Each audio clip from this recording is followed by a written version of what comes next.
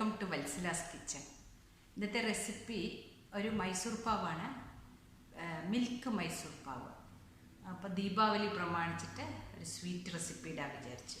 ഇതിനു മുമ്പ് 2 മൈസൂർ പാവ് ഇട്ടിട്ടുണ്ട്, ഗീ മൈസൂർ പാവും അല്ലാണ്ട് ഒന്നും. അപ്പോൾ അത് കാണാത്തവർ കണ്ടു നോക്കുക.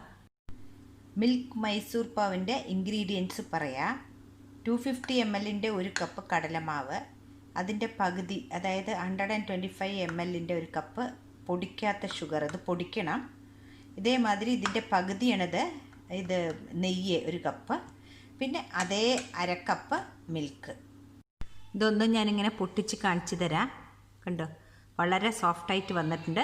ഇനി മധുരം ഞാനിപ്പോൾ ഒരു കപ്പ് കടലമാവിന് അരക്കപ്പാണ് ഞാൻ ഇട്ടിരിക്കുന്നത്.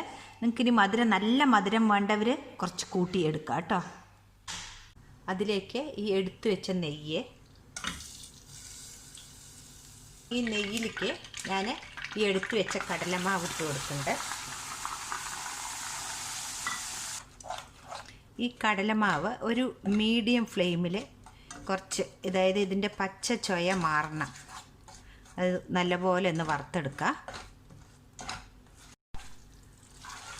ഈ കടലമാവ് ഈ നെയ്യിൽ നിന്ന് നല്ലപോലെ ഒന്നാവണം. ഇതിന് മുമ്പത്തേൽ ഞാൻ നെയ്യ് ചൂടാക്കിയിട്ട് അതിൽ കടലപ്പൊടി ഇട്ട് കൊടുക്കുക ചെയ്തിട്ടുണ്ടായിരുന്നു. കടലമാവിൻ്റെ പാകം ഞാൻ പറഞ്ഞു തരാം. ഈ നെയ്യിൽ തന്നെ നല്ലോണം ഒന്ന് വേവണം ഈ കടലമാവ്. 4 മിനിറ്റ് നല്ലോണം അങ്ങനെ ഇളക്കി കൊടുക്കണം, ഒരു മീഡിയത്തിലിട്ടിട്ട്.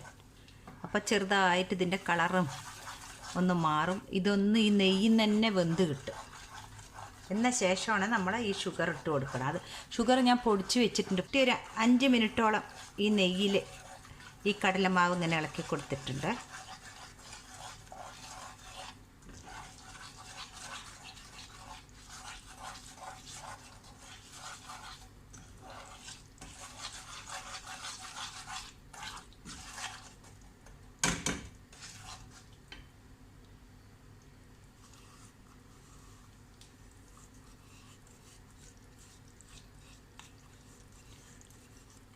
ഷുഗർക്ക് നല്ല കടുപ്പപ്പെട്ട മധുരം വേണമെങ്കിൽ ഇതിലൊരു 1.25 ഷുഗർ ഇട്ട് കൊടുക്കുക കേട്ടോ, അതിന് വിരോധമില്ല.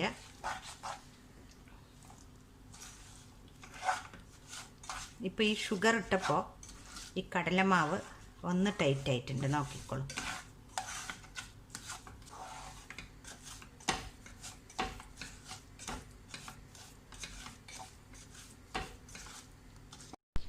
ഞാനിപ്പോൾ ഈ ഷുഗർ ഇട്ടിട്ടും ഒരു 3-4 മിനിറ്റ് ഇത് ഇളക്കി കൊടുത്തിട്ടുണ്ട്. ഒരു മീഡിയത്തിൽ, നല്ല പോലെ ഹൈ ഫ്ലെയിമല്ല, മീഡിയത്തിൽ.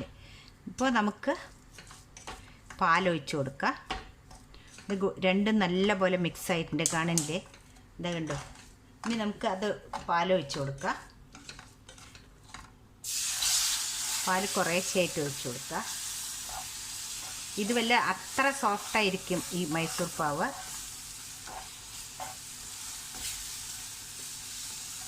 കുറച്ച് ഏലക്കായ പൊടി ഇട്ട് കൊടുക്കുന്നുണ്ട്. അത് ഓരോരുത്തരുടെ ഇഷ്ടമാണ്, വേണമെങ്കിൽ മതി, ചെറിയൊരു മണത്തിന് വേണ്ടിയിട്ട്. ഇതിപ്പോൾ ഈ പാലിൽ നിന്നും ഒന്ന് ഈ കടലമാവ് ഒന്ന് വേവണം. ഞാൻ ഗ്യാസ് ഓഫാക്കുകയാണ്. ഇതാണ് ഇതിൻ്റെ പാകം, ഞാൻ എടുക്കണ പാകം ഇതാണ്. ഇത് കണ്ടോ, മറിച്ചിടുമ്പോൾ ഈ ഭാഗം ഇങ്ങനെ ഉണ്ടാവും. ഇനി നമുക്കിതൊരു വേറെ പാത്രത്തിലേക്ക് മാറ്റാം. ഇപ്പോൾ ഞാൻ ഈ പാത്രത്തിലേക്ക് മാറ്റിയിട്ട് ഒരു ബട്ടർ പേപ്പർ ഇട്ട് കൊടുത്തിട്ടുണ്ട്. ഇത് നല്ലപോലെ ഒന്ന് ആറിയ ശേഷം നമുക്ക് കട്ട് ചെയ്തെടുക്കാം. നല്ല സോഫ്റ്റായിട്ടുണ്ടാവും ഇത്.